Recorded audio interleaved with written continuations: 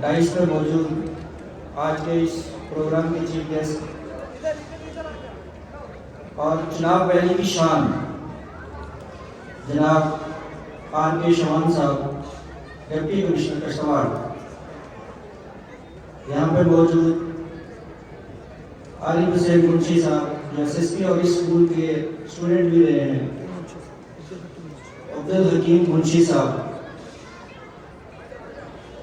हमारे यहाँ जितने भी पावर प्रोजेक्ट्स हैं उनके HOPs और पावर प्रोजेक्ट्स के डिफरेंट डिग्नेटरीज, इमाम जामिया मस्जिद साहब, एडमिनिस्ट्रेटर औकाफ, ज़िला इंतज़ामिया से आए हुए मुख्तलिफ अफसरान, कश्तवाड़ कस्बा और गाँव से आए हुए मौजूद शहरी, इस स्कूल के बच्चे और लास्ट में इस स्कूल की मैनेजमेंट और प्रिंसिपल महबूब साहब जो सबके दिलों के महबूब हैं, आप सबको मेरी तरफ से आदाब, नमस्कार। जैसा कि आप जानते हैं, आज 119वां सालाना जलसा Islamia Africa education research institute का है। मैं इस मौके पर स्कूल के मैनेजमेंट, एडमिनिस्ट्रेटर औकाफ और बाकी सभी लोगों को मुबारकबाद देता हूँ और शुक्रिया अदा करता हूँ कि आपने इस प्रोग्राम में आने का हमें भी मौका दिया। जैसा कि अभी बताया गया कि ये स्कूल 1905 से शुरू हुआ था और 1905 से लेकर आज तक 119 सालों में कश्तवाड़ की तरक्की में कितना योगदान है इस स्कूल का, वो आप सब बखूबी जानते हैं। इस स्कूल के जो स्टूडेंट्स रहे हैं, जर्मनीज रहे हैं, उन्होंने कितना कंट्रीब्यूट किया है और कितना एक्सेल किया है अक्रॉस द कंट्री, वो बखूबी देखने के काबिल है।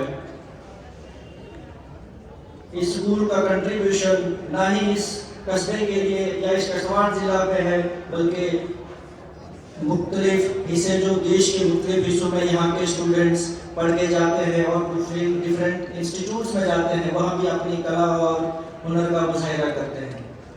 बताया गया अभी प्रिंसिपल साहब की तरफ से कि सिर्फ स्कूली तालीम के साथ साथ यहाँ पे इंफॉर्मेशन टेक्नोलॉजी, दीनी तालीम, किंडरगार्टन, बाकी भी कंपोनेंट जो है वो बच्चों को फराहम किए जाते हैं और जो यहाँ पे तालीम दी जाती है बच्चों को, वो एक्सेलेंस में उन्हें काफ़ी मदद करती है। मैं बताता चलूँ, एजुकेशन की कमी नहीं है, आज के ज़माने में तालीम की कमी नहीं है, इंफॉर्मेशन टेक्नोलॉजी का ज़माना है, नॉलेज की भी कोई कमी नहीं है, लेकिन डिपेंड करता है उस उस्ताद पे, उस गाइड पे कि बच्चों को किस वक्त कौन सी तालीम दी जाए जिससे उनकी नशो नमा अच्छी तरह से हो पाए। एजुकेशन, जनरल एजुकेशन की जो डेफिनेशन है वो है modification of behaviour and development of personality.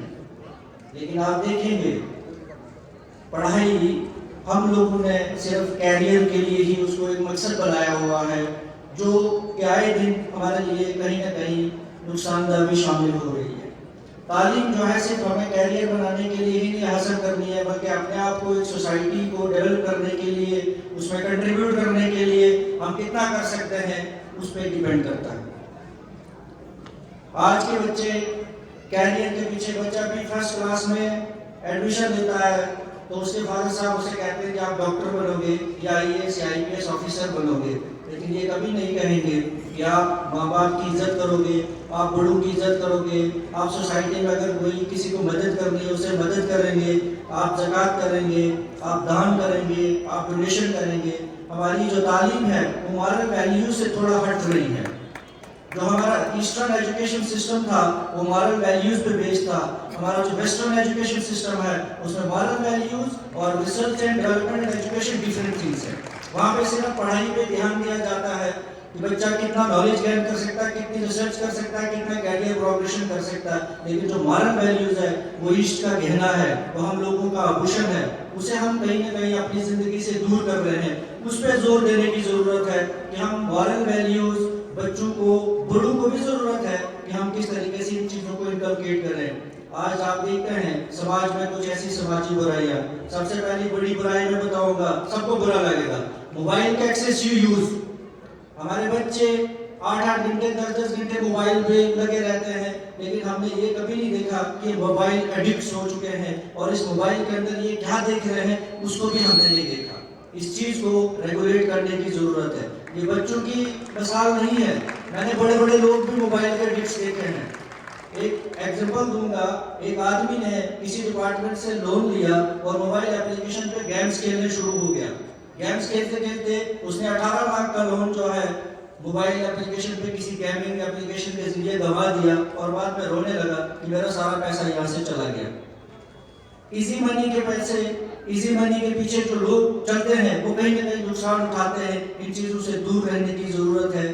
Mobile کا استعمال, نشہ, ڈرگ ایڈکشن ہماری سوسائٹی کا ایک پارٹ بن چکا ہے. کہیں بھی ہم اسے پکڑ نہیں پا رہے ہیں. زبردستی سے پولیس اور ضلع کی جو انتظامیہ ہم اس پہ کام کرتے ہیں, لیکن ضلع انتظامیہ اور پولیس ہی صرف اس چیز کو دور نہیں کر سکتی ہے.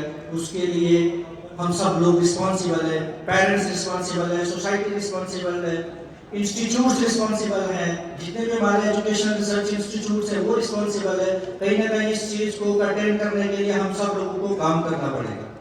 اس کے بعد ایک تیسری برائی ہے جو زیادہ بری نہیں ہے لیکن سوسائٹی کے لیے بری ہے, وہ ہے گندگی, اسوچھتا, جس پہ ہم کہیں نہ کہیں دھیان نہیں دیتے ہیں. آئے دن ہم گندگی پھیلاتے ہیں. خاص کر کے میں بچوں سے مخاطب ہو کے کہوں گا کہ ہم پلاسٹک اور لفافے کا اتنا استعمال کرتے ہیں کہ ہم یہ دیکھتے نہیں کہ آنے والے دنوں میں ہمارا علاقہ, ہمارا محلہ جو ہے کچرے کا ڈھیر بن جائے گا, لفافے کا ڈھیر بن جائے گا اور پھر اسے کوئی ٹریٹ نہیں کرے گا. پھر ہمارے محلے میں بھی کوئی نہیں آئے گا, نہ ہی اس کی کوئی اتنی خوبصورتی جو ہے اس کو کوئی بیان کرے گا. تو صفائی پہ دھیان دینا, چاہے وہ اپنی صفائی ہے, گھر کی صفائی ہے یا محلے کی صفائی ہے, اس پہ سب لوگوں کو دھیان دینے کی ضرورت ہے. اس پہ ایڈمنسٹریشن بھی کام کر رہی ہے لیکن سوسائٹی کو بہت زیادہ کام کرنے کی ضرورت ہے. یا آج آپ دیکھ رہے ہیں کہ میونسپلٹی کے ملازمین کسی وجہ سے اسٹرائک پہ ہیں تو کچرے کے پچھلے 2 دن میں کتنے بڑے بڑے ڈھیر بن گئے, لیکن ہم سب لوگوں نے صرف پھینک کے ڈھیر بنانا شروع کر دیا, اس کا ایکوموڈیٹ شروع کر دیا.